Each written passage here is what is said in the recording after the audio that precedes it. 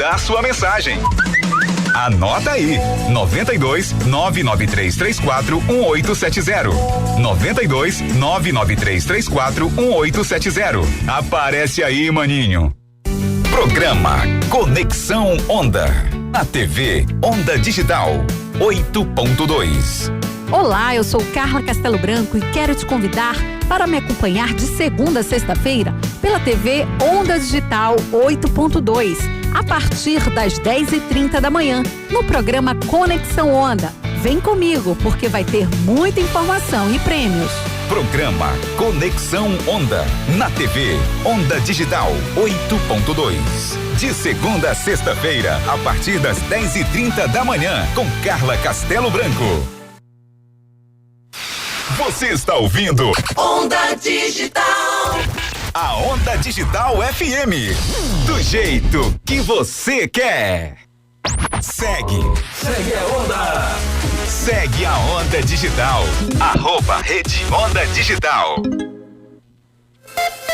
Essa é a Rádio Onda Digital. Olá, eu sou Valéria Furque, nutricionista. Estou sintonizada na Onda Digital, Rádio 92.3. Onda Digital. Quem escuta, sabe. Ela é forte. Ela é gostosa. Ela é demais. Ela é a sua Rádio Onda Digital 92.3 FM. Tá todo mundo ligado.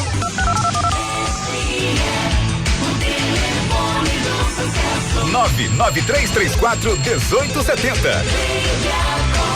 99334-1870.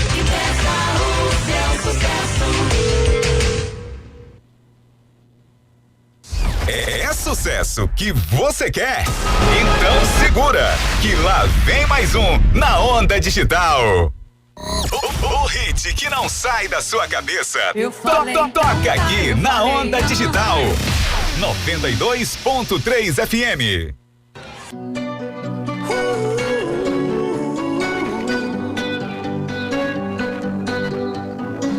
Every time you come around, you know I can't say no.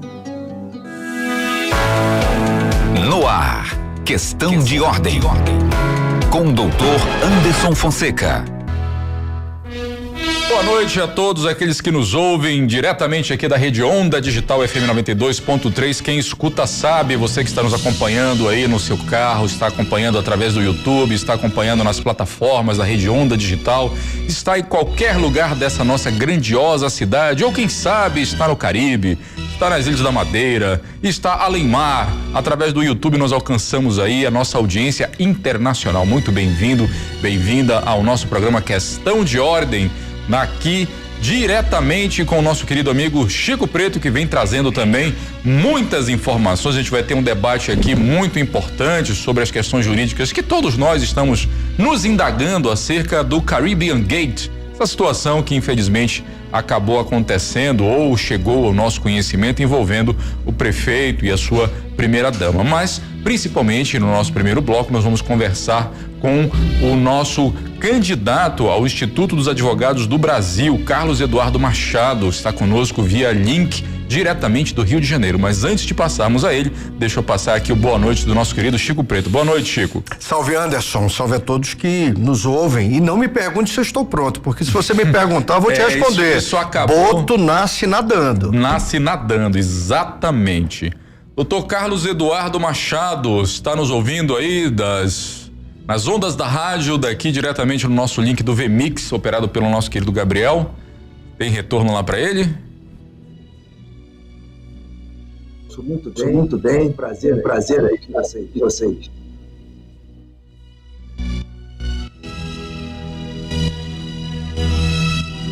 Tem dessas coisas, viu? A gente consegue aqui, quem está acompanhando pelo YouTube sabe que nós conseguimos vê-lo, mas não ouvi-lo. A partir de agora sim. Boa noite, meu amigo Carlos Eduardo Machado, está nos ouvindo? Boa noite. Eu ouço perfeitamente. Ah, perfeito, perfeito. Muito bom tê-lo conosco aqui. Esse programa é um programa voltado para a nossa classe jurídica, primariamente os nossos amigos e colegas advogados, mas também juízes, promotores, enfim, todos aqueles que fazem parte da nossa comunidade jurídica, mas não é um programa exclusivo para esse nicho, né? A população, de uma maneira em geral, também liga aqui para poder acompanhar as notícias que envolvem a justiça e o direito na sociedade. E nada mais importante do que neste momento histórico nós estamos falando das eleições do IAB, né? Dos Institutos dos Advogados Brasileiros. Para aqueles que não sabem, né? E para aqueles que precisam rememorar, o IAB é, vamos dizer assim, o pai da OAB, né? Foi o primeiro instituto e o mais longevo e antigo instituto que reúne os advogados na América Latina e começou aqui no Brasil, eu acho que 1800 e alguma coisa. O doutor Carlos Eduardo vai já me corrigir na data aqui. E no próximo dia 17 estarão acontecendo as eleições para a próxima gestão, cuja candidatura, né, está sendo recebida aí pelo doutor Carlos Eduardo e, salvo engano, existe mais uma outra chapa, nós vamos saber também.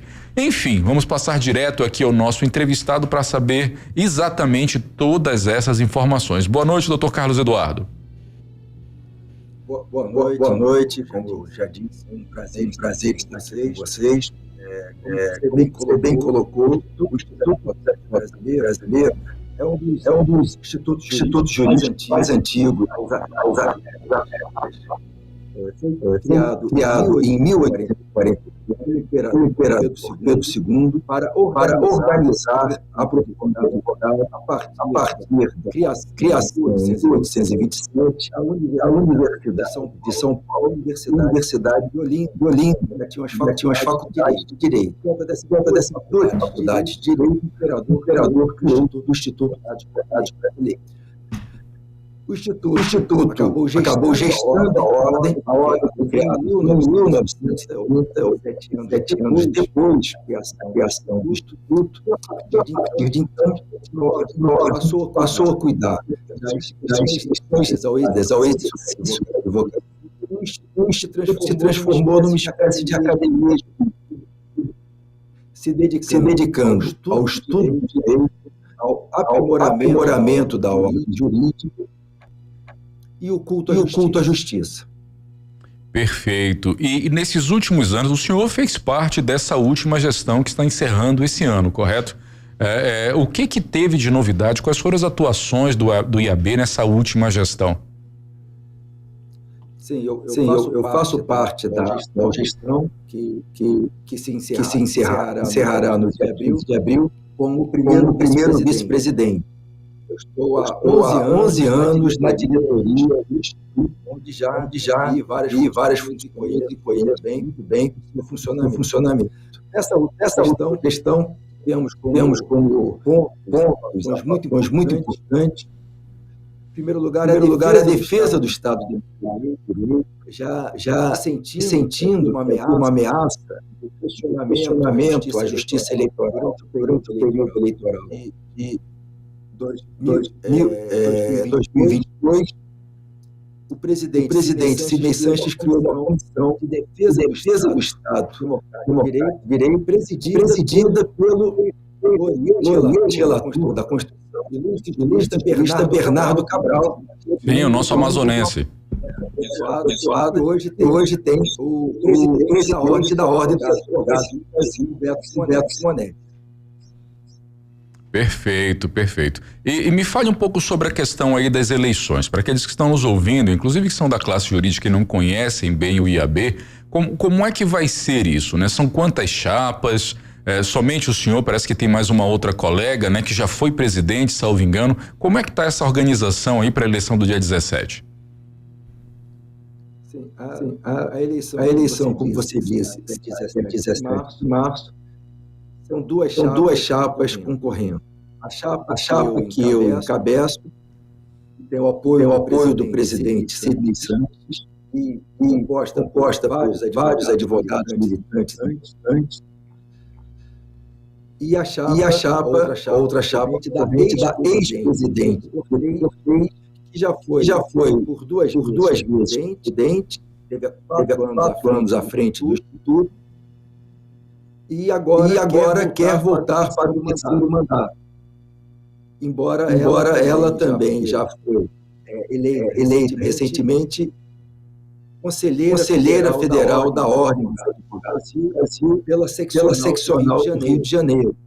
Então, a gente sustenta que há uma certa compatibilidade, ou pelo menos um cúmulo indevido, e pela demanda que ela terá na ordem. O advogado poderá se dedicar 100% ao Instituto de Advogados brasileiro. Eu, ao contrário, eu não sei uma vaga aqui no seccional de Janeiro, onde eu era há 9 anos, e de que fosse retirado da chapa que estava posta com o meu nome, para poder me dedicar ao Instituto. Porque são mais de 30 missões no Instituto, as atividades são intensas, áreas semanalmente, possibilidade desse acúmulo de ações. E mais ainda, é necessário a independência do Instituto em relação à Ordem dos Advogados do Brasil. Embora sejam instituições parceiras, é preciso que elas tenham comandos distintos e sejam absolutamente independentes de suas respectivas atuações. Isso é muito importante. E o que já me leva a perguntar aqui, né? O nosso querido entrevistado, numa vitória, né? Nessa próxima eleição, quais são as prioridades, quais são os desafios, o que o senhor está trazendo dessa sua experiência já de 11 anos à frente do IAB para uma futura gestão que começa esse ano, né? Tem agora 2025 encerrando a gestão do Dr. Sidney Sanches, já começa nesse ano mesmo, de 2025 a 2027, uma próxima gestão, não é isso? Sim. Eu diria o que destaca a minha chapa, a minha pessoa, é que eu tenho uma postura extremamente agregadora, inclusive, não é sectarismo. Nós temos no Instituto juristas conservadores, juristas progressistas, todos aprender a conviver, respeitar pensamentos dos advogados brasileiros não é lugar para contra eles. Esse sentimento imprevisível e entrando em várias instituições. Não devia acontecer. Do ódio, o discurso, o pensamento divergente, o pensamento inimigo, não tem cabimento num instituto que se pratica uma academia de políticos. Nós esquecemos com a divergência, de maneira harmônica e verdade. As sessões do Instituto, nós não vamos lá para adversários ou inimigos. Vamos encontrar parceiros que querem o aprimoramento da organização, querem a construção de uma sociedade. Só que muitas vezes que eles entendem ser melhores são diferentes, divergentes. E vamos debater, vamos conversar, e no centro, com certeza, estará sempre o melhor caminho. Perfeito. Nós já estamos aqui correndo um pouco com o nosso tempo. Eu gostaria que o senhor explicasse rapidamente aqui para a nossa audiência como é que vai ser essa eleição no próximo dia 17. Até porque existem membros do IAB, como eu, que estão aqui em outros estados, né? E a sede fica aí no Rio de Janeiro. Todos irão votar, tem que ir numa sede, vai ser eletrônico, enfim, o que nós podemos esperar e quando é que sai o resultado? O IAB se atualizou de acordo com os novos tempos e aprimorou o seu sistema de votação para incluir o sistema virtual, o sistema online. Tradicionalmente, os membros de outros estados votavam por carta. Os membros do Rio de Janeiro faziam seu voto presencial. Nessa eleição, os membros dos outros estados poderão votar por carta online ou com voto virtual, reservados em sigilo, como também as pessoas do Rio de Janeiro poderão votar presencialmente na sede ou online através de mecanismos como notebook ou celular. Ela se identificará com seu CPF, indicará aonde deseja receber o código de identificação, receberá no seu próprio e-mail ou no seu celular cadastrado, e então, com aquele código, usando aquele código, poderá, então, iniciar a votação em uma das chapas concorrentes. Muito bem, de maneira segura, então vai poder ser feito de maneira online, né? Vai ser feito seguro de maneira online, e muito importante que hoje em dia temos muitos membros de outros estados, temos trabalhado muito na integração dos institutos advogados brasileiros e contamos que dessa forma facilitada possam exercer o direito ao voto. Perfeito. Eu vou passar aqui rapidamente para o nosso amigo de bancada. Isso, o nosso querido Chico Preto. Chico Preto, só fazendo uma introdução, ele é um político experiente aqui no nosso Amazonas e é nosso colega advogado também. Ainda não faz parte, perguntei ainda há pouco, ainda não faz parte do IAB, mas certamente será uma excelente aquisição aí nas gestões futuras. Meu querido Chico Preto, Carlos Eduardo Machado, nosso convidado desta noite. Doutor Carlos, boa noite. Pelas palavras boa noite, doutor Anderson, ele já me respondeu aqui, para você ser membro do Instituto dos Advogados, você precisa de um ato de associação. Sim. Ou seja, nem todos os advogados votarão na eleição. Só os membros do IAB. Só os membros, só aquele que se dirigiu ao IAB, filiou-se, né, associou-se, no caso, ao IAB. Isso para mim aqui já tá claro. Mas a pergunta que eu vou lhe fazer, vou jogar pimenta nesse angu. Eu vejo aqui o seguinte, que o IAB tem por finalidade, no seu artigo 2º, inciso 1º, a defesa do Estado democrático de direito e seus princípios fundamentais. A pergunta que eu faço ao senhor: como está o nosso Estado democrático de direito nesse exato momento? Qual é a visão do doutor Carlos sobre o nosso Estado democrático de direito? E que, diante da sua resposta, que providências o IAB pretende, né, com o senhor à frente do Instituto, pretende encetar diante desse Estado democrático de direito que nós vivemos hoje? Bom, eu diria que o nosso Estado democrático de direito conseguiu se sustentar após uma terrível crise marcada pelo 8 de janeiro. As instituições estão fortes e funcionando. Mas isso não é o ponto final. É obviamente que esse funcionamento das instituições não agrada a todos e, por muitas vezes, apresenta falhas que precisam ser corrigidas, ser criticadas. O Congresso Nacional hoje é objeto de muitas críticas pela forma como tem atuado com essas emendas excessivas, fazendo quase o papel do poder executivo. Não é? O executivo está com baixa na sua popularidade, não está atendendo aos reclamos da população. E o judiciário também sofre as suas críticas, como sempre sofreu, onde consideram que existem excessos nos procedimentos que visam punir as pessoas que estavam envolvidas naquele lamentável episódio do 8 de janeiro. O que o Instituto pretende fazer, e fará sempre, é lutar para que o direito de todos seja respeitado. Que haja o devido processo legal sempre. Que haja o direito de defesa sempre. Que haja o contraditório. Que não haja julgamento com cartas marcadas. Que haja a defesa, uma legislação e um sistema efetivo do meio ambiente, que é fundamental para a sobrevivência de nossa sociedade. Enfim, muitas lutas, muitas questões que precisam ser vistas e receber a resposta.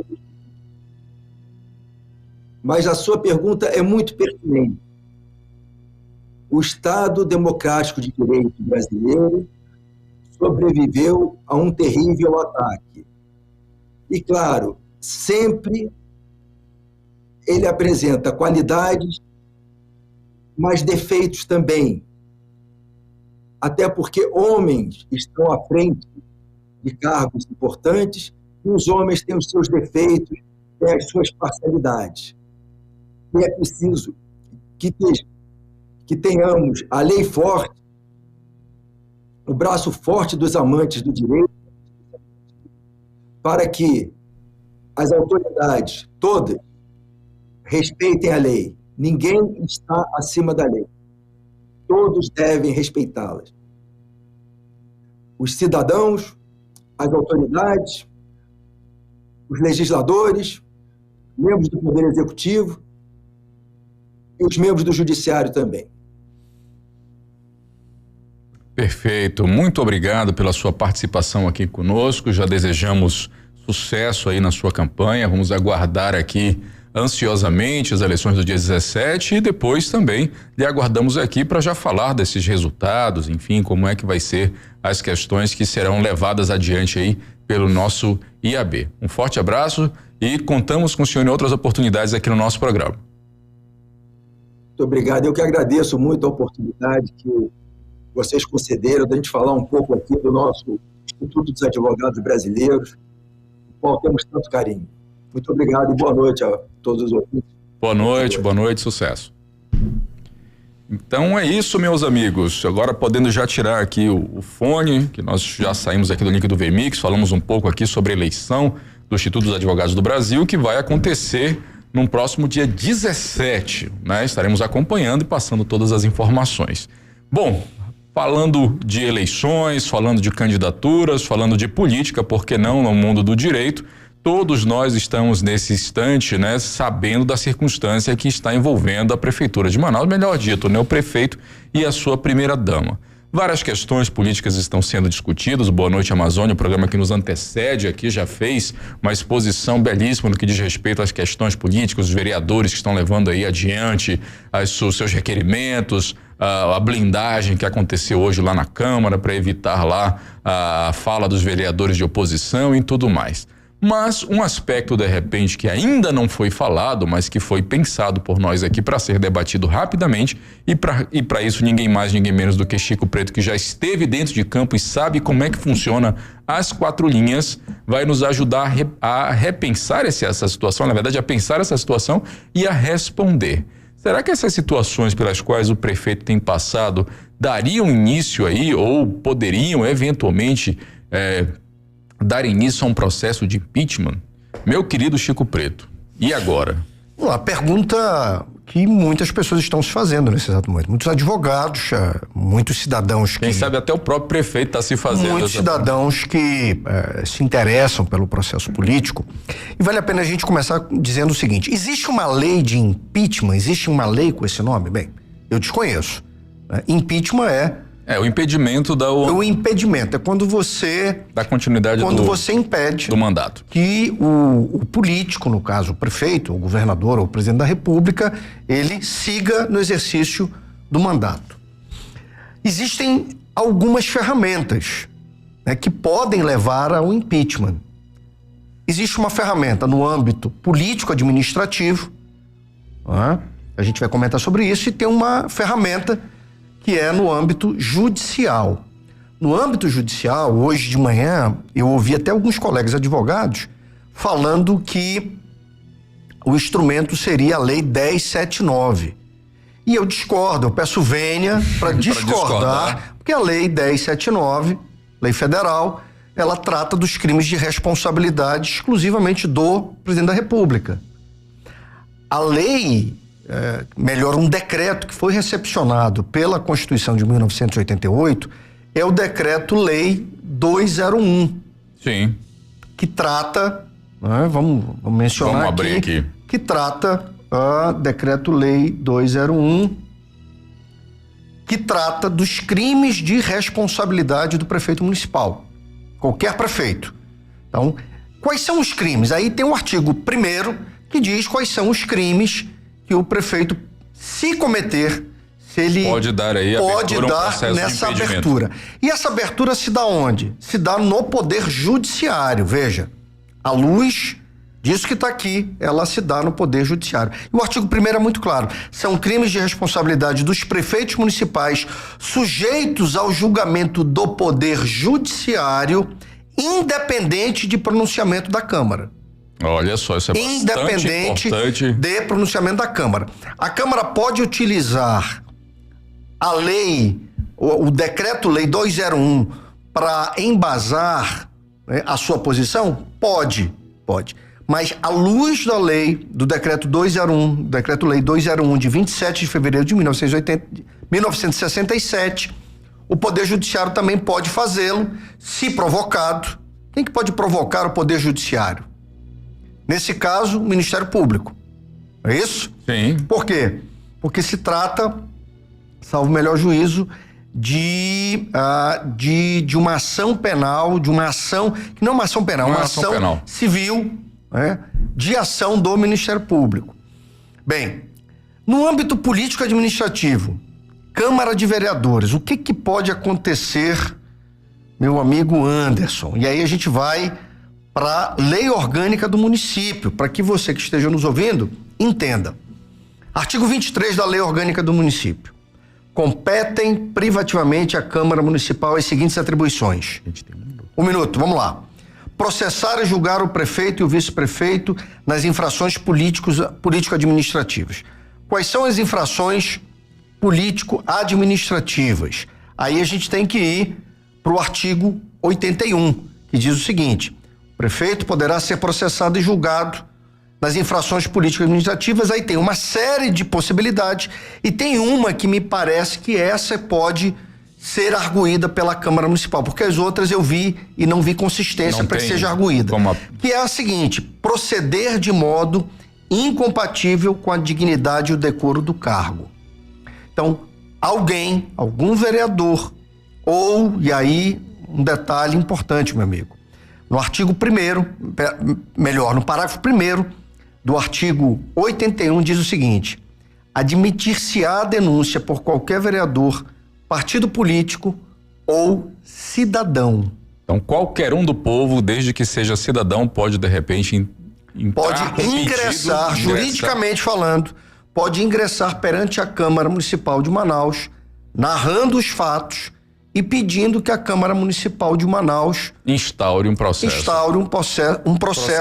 por infração político-administrativa.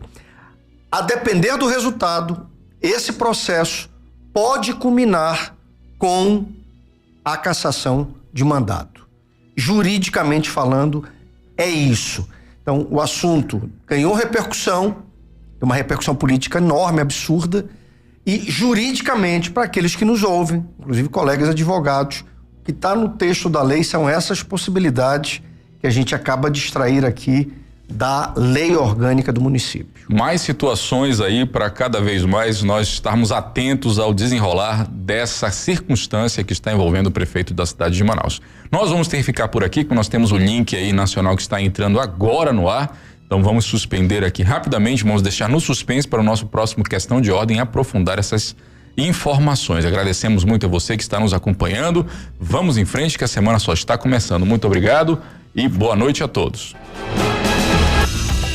Termina aqui mais uma edição do programa Questão de Ordem, com Anderson Fonseca, pela Rádio Onda Digital.